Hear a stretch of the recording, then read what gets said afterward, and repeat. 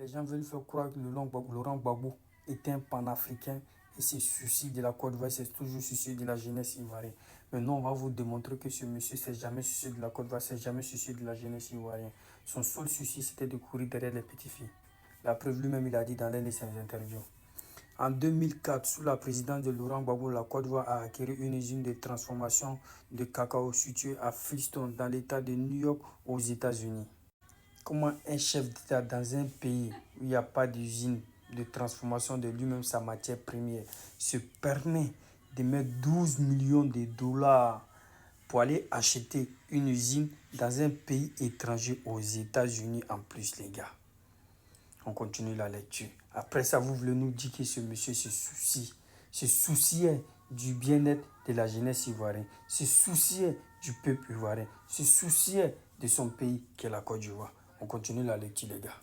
L'usine de transformation de cacao à Freestone dans l'État de New York, acquérie par la Côte d'Ivoire en 2004 sous la présidence de Laurent Gbagbo, avait coûté environ 12 millions de dollars.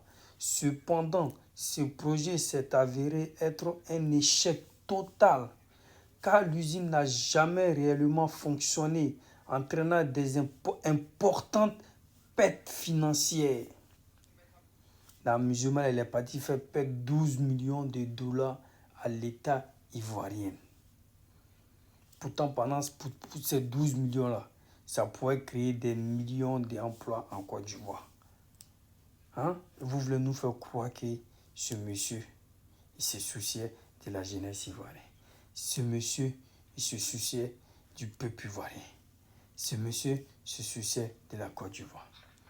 Un chef d'État qui veut se représenter aux élections présidentielles 2025, son seul projet qu'il a dit au peuple ivoirien, c'est pour dire non, même quand j'étais marié, elle était avec moi. Un chef d'État qui n'a même pas su rester fidèle à sa femme.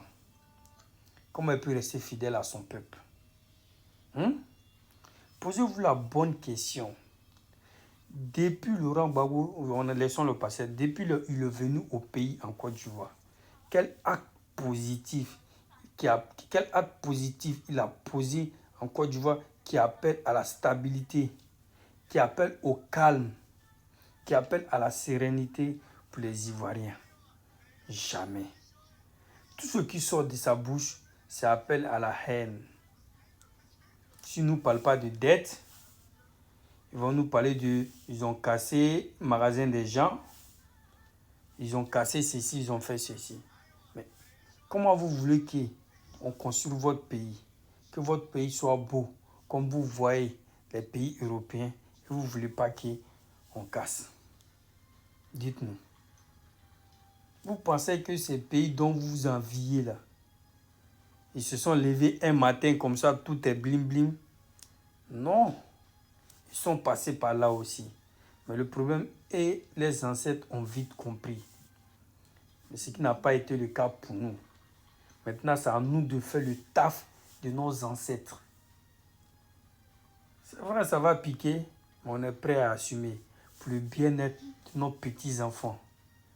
C'est ça. Il faut préparer l'avenir de nos petits-enfants. Nous, on va souffrir aujourd'hui, mais demain, ils vont en bénéficier.